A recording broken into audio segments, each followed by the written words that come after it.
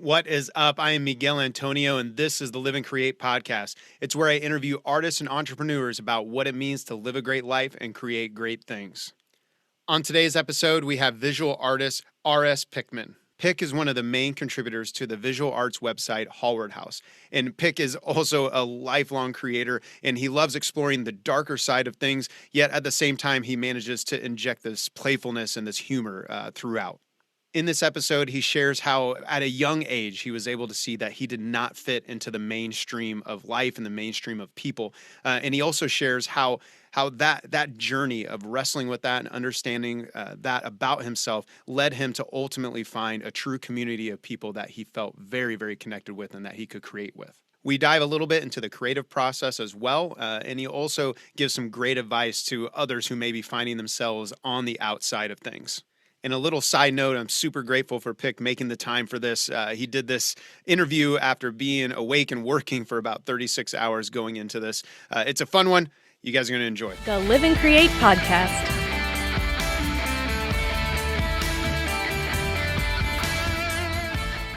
I wanted to start because going through for the Hallward House, there was a quote in the about section that really grabbed me. And I wanted to dive into this idea of magic, of art magic, essentially. And the quote, I'll just read it. You probably know it, I'm sure, since, it's kind of a big...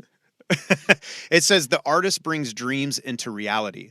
Unlike other forms of what has been called magic, art conjures manifestations one can not only feel in a delusionary sense, but see, hear, and touch. Art is the truest magic. And something about that, I liked it. I like the vibe of it. But I'm curious, what does that mean, this art magic? What does that mean to you? I don't know why this is my go-to example because I've only drawn and painted a couple dragons. But if you want to see a dragon, who's going to show one to you? You want to see magic, who conjures it? You want to see something fantastic, who brings it to you? Right. And that's the artist. That's awesome, man. Now, Hallward, it sounds like he was a professor, Professor William Hallward. Yes. Right. Now, where did you get connected with this thought and this idea of art as magic or magic art or however I'm saying it? I think I'm saying it wrong. Well, and there's the, of course, apocryphal tale of the Oscar Wilde story with Basil Hallward having painted the portrait of Dorian Gray that ages instead of Dorian Gray. It would be an example of art magic. It's not the only one. Yeah. It's relatively well known. And it seems like I'm stepping out of my waters because I'm not even familiar with that. I need to. Oh, okay. I guess if you could educate me a little bit more on that, because as I was reading through it, I'm like, this is a whole lot of things I think I'm realizing I don't know about, because I work more in the music realm, and that's my world, the visual artistry. Nicholas, who connected us, that was kind of my step into it. And I even started out asking him what a music or what an art curator was for movies, because he had to educate me on that. But yeah, if you could dive a little deeper into that for my own personal curiosity, and anyone listening, I'm sure would dive into it and like it. Absolutely. Are you asking about the picture of Dorian Gray or about art magic? Yeah, the picture of Dorian Gray and like the history there and how that goes into Hallward. That's an Oscar Wilde story, one of my favorites, in which there's this young, beautiful man who doesn't want to age. He wants to stay exactly as he is, of course, and his portrait is being painted by Basil Hallward, while the character that I think of as the Oscar Wilde character is talking to Dorian and opening his mind to all sorts of naughty ideas and selfish ideas. And Dorian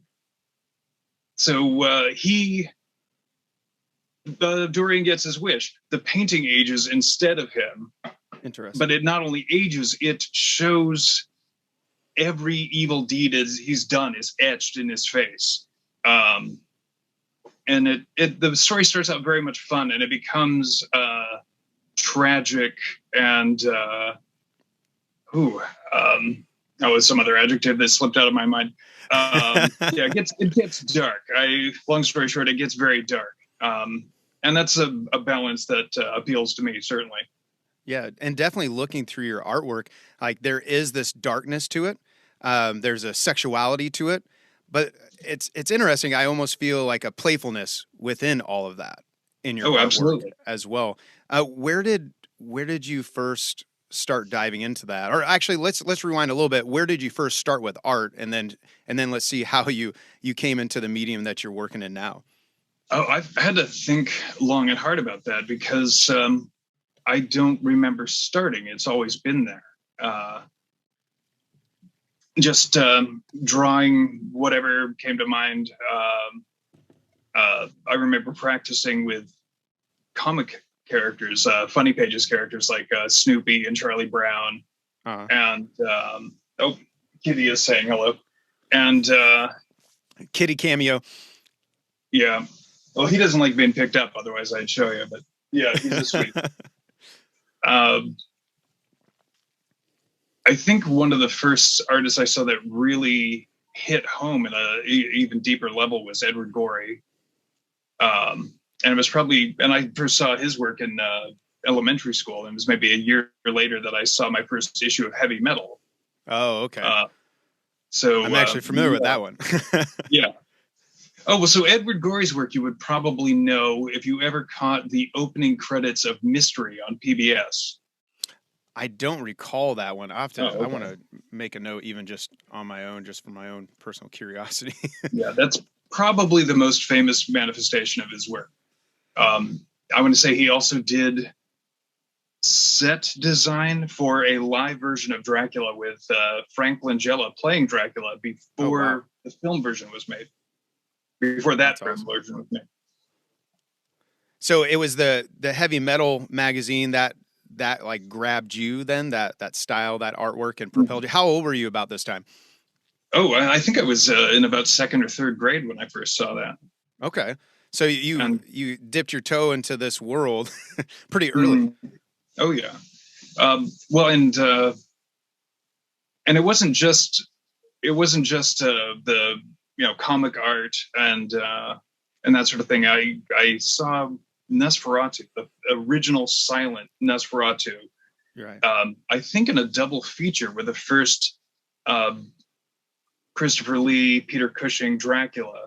Again, also when I was in elementary school, and it just and it was something that was missing in my life. I grew up, I spent most of my life really in like these crumbling, vermin-infested slums, and everything was ugly and at best utilitarian. And there was, even in the darkness of these gothic horror movies, there was an opulence that there were forms of beauty that I wouldn't see otherwise. So I think that was part of my window into that aesthetic. That's pretty awesome. So for you, did you start trying to emulate this in your art, or did you seek out someone who started to help you craft and really develop your art form? I've had a lot of teachers. I took all the art classes I could. And I didn't care for school. I didn't fit in well, as one might imagine. You're a second grader, looking at Heavy Metal magazine. It's like totally out of the norm. So, but it's cool that it's propelling you down this path. Right. And it would keep me taking extracurricular classes rather than just bailing on school as soon as I could. I would stay longer because I wanted to have the art classes. Right. I don't remember what the question was now. I don't know if that answered it. Well, just, you had started talking about the classes and how people were essentially helping you teach and grow in your medium and learn how to use the visual arts. Oh, yeah. And it became a little more, well, I don't even know if focused is the word. I had the idea for a while, which may have come, I am embarrassed to admit, from the Bewitched sitcom. No judgment. It's all good. Darren Stevens, if I remember correctly, worked in advertising. And my young brain, I saw this and I went, oh, well, he's working in the arts and he's making a living from it.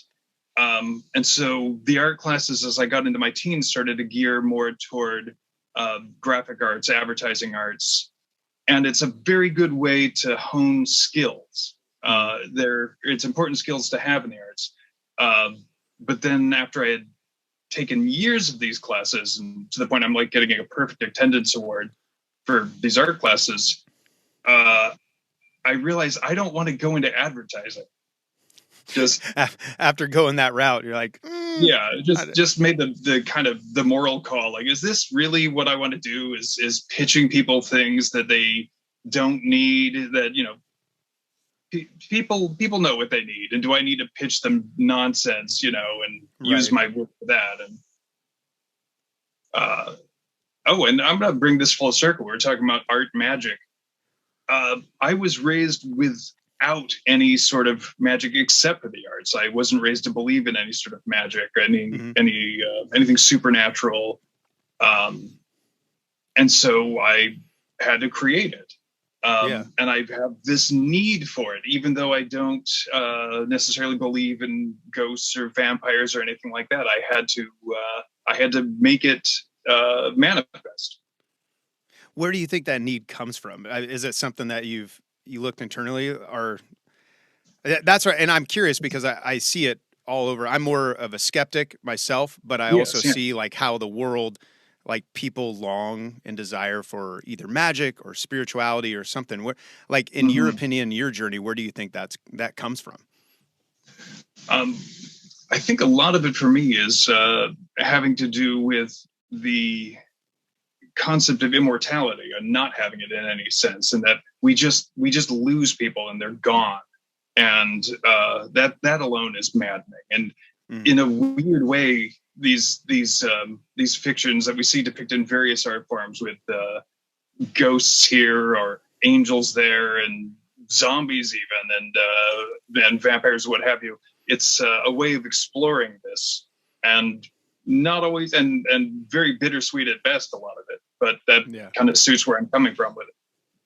That's interesting. Well, I'm fascinated by zombie movies. I will watch like any zombie movie that exists if I find it. It doesn't matter if it's good or bad. I love it. And I constantly had to ask myself why, like, what is it? Why do you love zombies so much? And dive deeper. And for me personally, the thing I keep coming back to is that sometimes life just feels so crazy that there's a simplicity in just survival. There's a simplicity in the people. Like I love Walking Dead, following these folks. Like it's not all the calendars and all this craziness that is life. In a way, it's like they just have to eat. They just have to survive. It'd be a fucking horrible life, I'm sure, but there's like almost a freedom in it. And I wonder for me if that's the longing or if it goes deeper, like reaching for something even bigger than that. I don't know.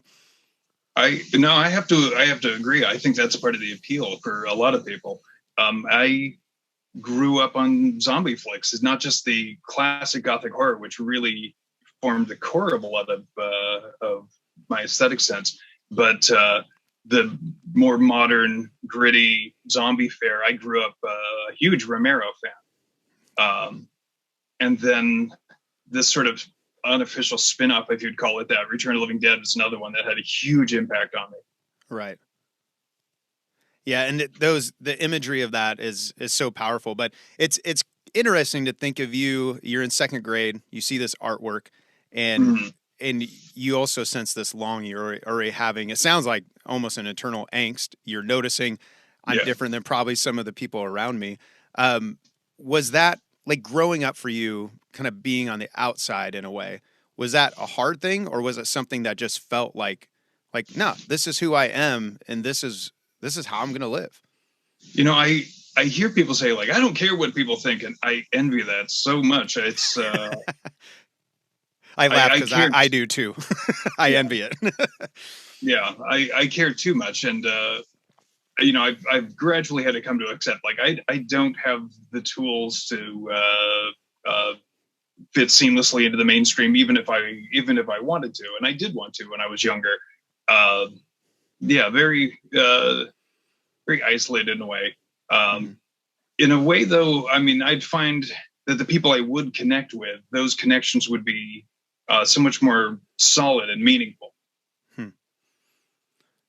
That's pretty cool. Again, it's like you guys connect. You don't have to play games at that point. It's like, no, this is who I am. They actually like me for who I am. Yeah. That's awesome. Where, as you were going, was there an arts community like early on that you found yourself into, or did it take longer in life to find the community that you're around? Um, Not so much in school, I don't think, but in early adulthood, it seems like a lot of the people I would connect with would be artists in one sort or another, if not several sorts. I know other painters and writers and musicians and dancers, and I could go on and on. And yeah, that just seems to be who I would gravitate to and who would gravitate to me. That's awesome, man. And when you're working right now, you were talking about your website, and it's more like you have a ton of your own artwork on there, but it's also a collaborative effort. What does partnerships look like for you right now in the arts world, and helping other artwork get out there, not just your own? What does that look like for you? Oh, I had bigger ideas about that back in the day, and I guess I haven't abandoned those, but. Again, I knew so many different artists. That wow, I really love the idea of collaborating on a single project, and I did that sort of thing for a lot of years. And I would do, I painted sets for films and been painted back, and stage and live shows of other sorts, and so on and so on. I liked film in particular because you've got every different art form represented there. There's somebody wrote the story, and you've got actors, and there's music and costuming, and so on and so on and so on. So I spent a lot of years working in that. Ultimately, I want to be working on my own thing, right. And so I mean, I kind of miss those connections, but. So much of what I do is, it feels like it's of necessity. It's just me hunched over an easel or a drafting table or whatever happens to be for the project. That's awesome, man. Now, kind of going back to the artwork itself, your artwork. Again, at least the feelings I was getting was a tinge of darkness, a tinge of sexuality, a tinge of playfulness. How... I don't even know the question I'm trying to construct is like, I guess, what does it look like in your thought processes to bring all these worlds together in a piece? If that question even makes sense. No, I've contemplated myself. I wish I could say I have a clear answer off the top of my head. I could probably spin some yarn about that. They're all parts of me. I guess that's the simple truth of it. It's all there. And I love mixing and matching these elements.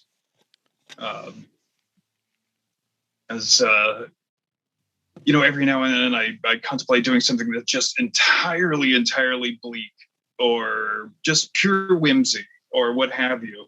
But the other elements would just creep in anyway. They come out. It's like, it's part of my personality. It's going to find itself in there. Yeah. That's awesome. I love it. Like for me, when I think of writing, like I can write some darker stuff. A lot of my stuff out that I've released is more on the pop realm, that kind of stuff. But writing some of the heavier songs that I have, or the darker songs I have, almost as a cathartic thing, almost like I've told people some of my writing is almost like me going through counseling on my own and trying to understand what's going on inside of me. Do you approach your work the same way?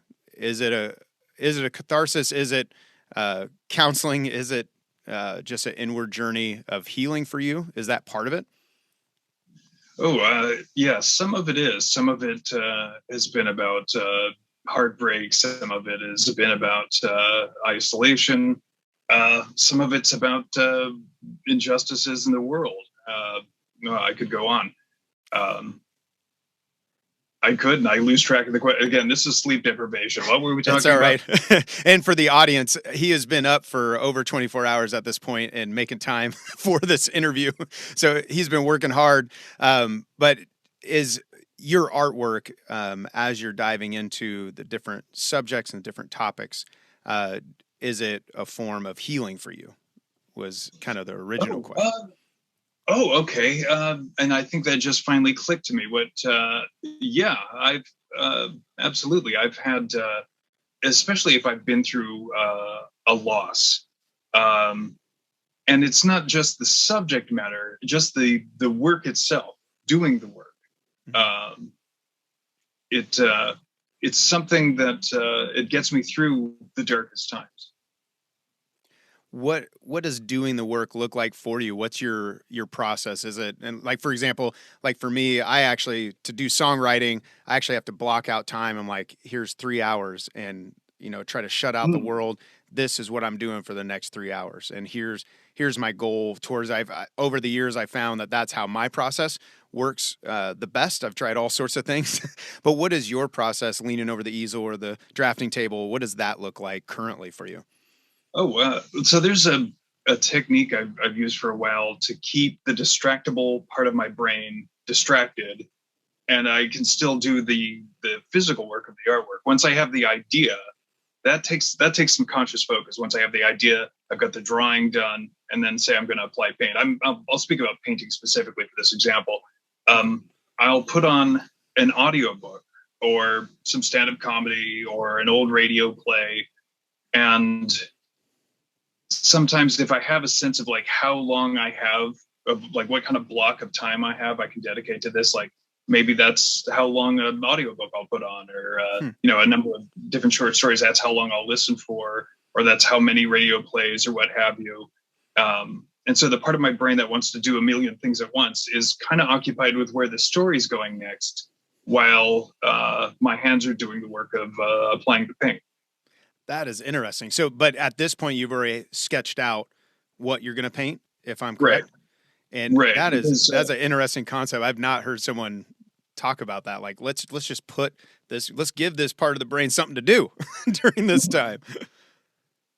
all right. Otherwise, I want to do every different art form all the time, and there's only one of me, and a million ideas at once. And again, there's only one of me, and there's only so many hours in the day. So, to have that distractible part of the brain busy while I'm physically busy, that helps. Right. Now, are you collecting ideas? Are you sketching stuff on napkins? And do you have a notebook? Like, Um, what does it look like for you to collect your ideas as an artist? I was just thinking about this, and see if I can keep track of this thread, because it will come back around to what you said. I'll try to Um, help you get back yeah, there if we need to. say napkin if I forget. Say napkin. Um, Napkin.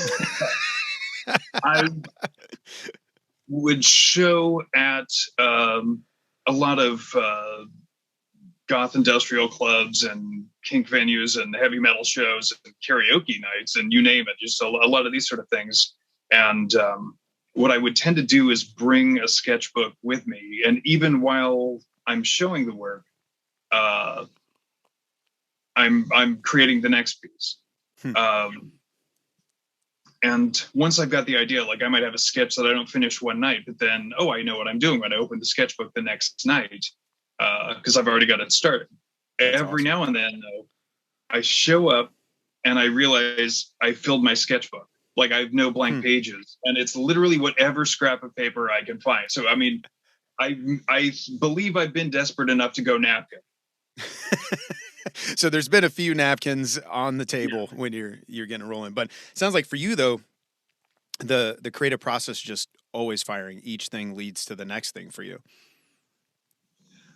Every now and then I get a blank spot, but it's usually when I'm not home. When I'm home, I've got the in-house studio. There's constantly too many different pieces in progress, so I can pick up any piece and work on it. If I'm out in an event somewhere, uh, that can become a little more challenging, and that's where Yeah. it helps. Like if I've got a piece that's already started in a sketchbook, if I run out every now and then, I'm just kind of, what? Okay, I'm here. What do I do?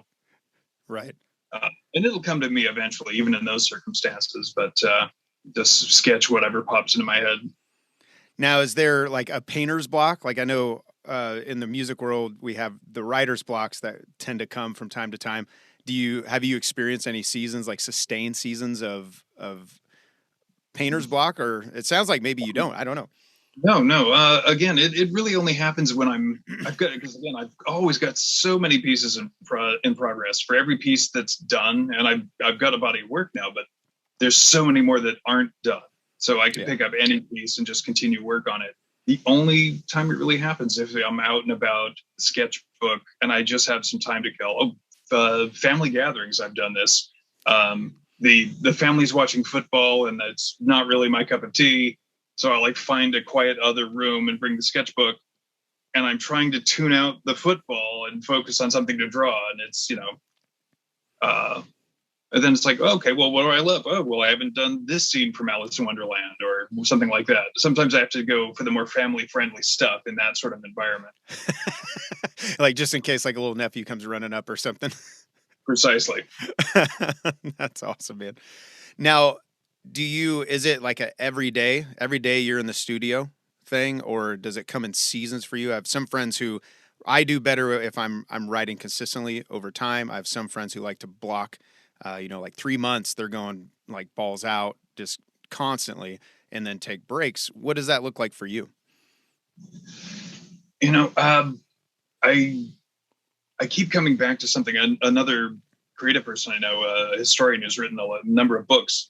I was talking with him about just it's like, oh, well, I've got to get back from whatever show I was doing or something and get back to work on this painting I've got at the easel at home. It's 2 a.m. I'm going to go home and work some more. That might have been the context. And he's saying, yeah, when you're your own boss, your boss is a dick who makes you work weekends and nights. That's awesome. I'm laughing because yesterday I was annoyed about some things that I was having to do. And I was like, you're your own boss. Like you're literally annoyed with yourself right now. Like, exactly. Like, you need to go take this up with your boss because why the hell did you make me do this? That's hilarious. I love it, man. Now, when I think of, and I have 4 boys, and we're constantly trying to encourage them. Just like one of our main values, the idea of thinking for yourself and thinking critically, and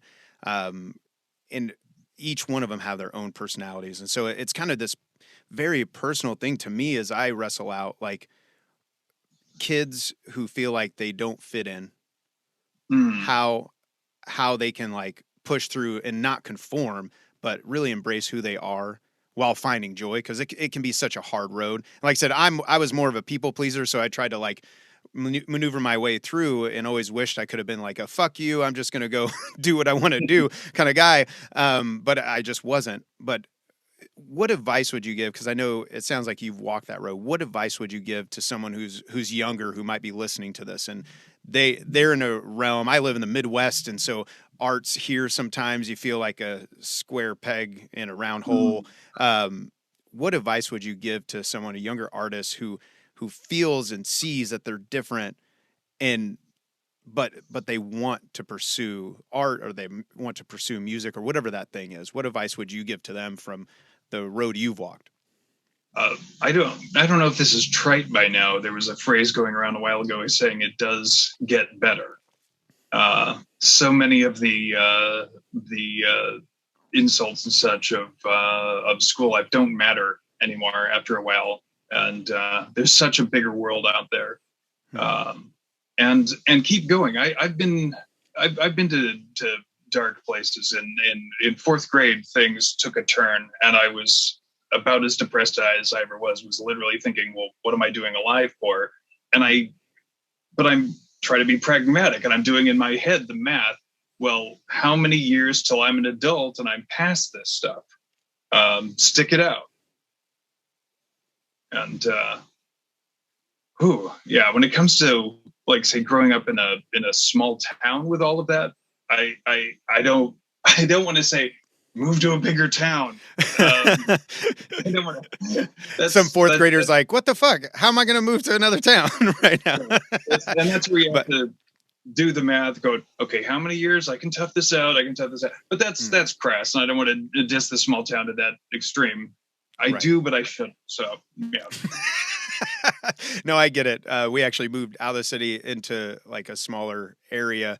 I kind of live out in the a rural area now. Once the pandemic hit, just with four Yeah. boys, we were in a small little townhome. It got insane. We literally moved into the townhome because we wanted to downsize. Because I was always touring. And then if I wasn't touring, we were off doing something as a family. We're like, we only need a small little place. And then next thing you know, we couldn't leave, and we're all on top of each other. Oh. But it definitely has come with some realities of like, oh man, some things are different, and people are different. And like, not everyone's bad. It's just Mhm. it's just a different vibe and different connect. And as I watch my boys grow older, I'm like, man, I want them to feel at home. And sometimes it's like, it's like, well, for college, why don't you guys go this way or that way and explore different realms? So, but I love that perspective that it gets better. And it Mhm. really does. It's like constantly we have a high school and we're like, it's just a lot. High school can be a lot of bullshit. It really can. And it's like it doesn't even matter once you get out. Like I look back on that stuff that was such a big deal, and it really wasn't, but it feels like it's a really big fucking deal when it's happening. That's for sure. When when you think about like diving into the last two questions, obviously the podcast being called Live and Create, I love the philosophical end of things a lot. Um, when you think of this concept of living a great life, how would you define that right now in your life, living a great life? Um, I get to do that. There's something another artist friend of mine was bouncing around as a way to kind of keep ourselves motivated. Um, the question, what do I get to create today? And that's an amazing premise right there, just to build from there. And anything you want, anything at all. Uh, so yeah, I can explore any avenue. I can vent about this aspect of the world, or celebrate that other aspect of the world, or build a world of my own. That's fantastic. That is a So, great life. so for you, is it the freedom of it, the autonomy? The freedom and here's where it comes back to magic. You can imagine something and you bring it into reality. And I mean, people can call that conjuration, what have you. You're making something that people can see, they can touch, you make music, they can hear it, they can feel it. That's awesome, man. When you think of creating, and it sounds like this kind of it really merges for you very directly. But when you think of the concept of creating great things, how would you define that? I'm not sure I follow the question. So if someone came up to you and was like how would you define like what does it mean to you to create well? Maybe I don't know if that makes more sense. Like if you got at the end of the day you had that idea that you said I get to create this idea, then at the Mm-hmm. end of the day when you look back and say I'm proud of that, what does Mm-hmm. it mean? Like what made you proud about that? Oh wow. Yeah, that is, to be able to do that is satisfying, certainly. Um, Although, to be honest, I've got a bit of the not uncommon artist curse, where I can look at a piece and love it, or look at a piece and absolutely hate it, and think, oh, I want to redo everything, or I want to do it from scratch. I want to like take an old painting and go back over it and fix what I think of as mistakes. And I have to keep reminding myself, okay, you evolve, your skills evolve, work on the next piece. Uh, which in and of itself is satisfying. What helps you so if I hear you right then I'm trying to construct this well, but in a way it's like creating great things is really just continually creating. Is that Oh, is that kind of what you're saying? I can't imagine stopping. I can't imagine retiring. I fear I may have to imagine as the hand cramps get worse, but I mean, there's got to be, there'll be some other way. I'll create in some other form, Right. because I really can't imagine stopping. That's awesome, man. Any other advice you would give to younger artists who are trying to get out there and really create great things? Oh, again, what wouldn't sound trite, but there are things that you pick up and it works for you. Sometimes you pick up a phrase that may sound tired, but then you find something in it. Right. Um, one, I kind of bounce around both different ways. They say like, hey, there's no rules to art. And other people say, well, learn the rules so you know how to break them. I would amend how to break them well. I'm a representative. Don't just break them arbitrarily. You're like, that's just bad. It just doesn't look good. Break them with intent. Break them well. And there's honestly a bit of snobbery in that for me. I'm a representational artist, and that's my focus. So I do think there is something to learning the technical skills, right. But don't get too bound up. Oh, okay. I'll give you an example.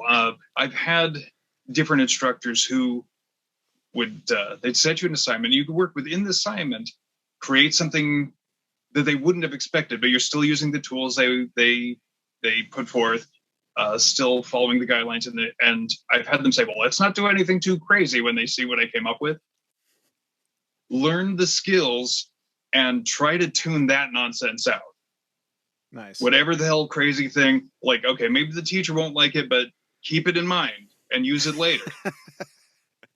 So get the fundamentals down, but don't let those voices drown out your creativity. Right. And that seems to be such a hard thing in the arts world in general. Everyone has an opinion, and art most times is very subjective, and it makes me sad for people who might be in an area or a group of friends or presented whatever their art or their music was to people that just didn't get it. But the reality is, like you said, it's a big ass world out there. So the reality is there's people who would connect with it. And it's like, don't drown out that unique thing that you have stewing around, bouncing around in your brain. Like, actually keep going and keep doing it. Well, and you raise a good point.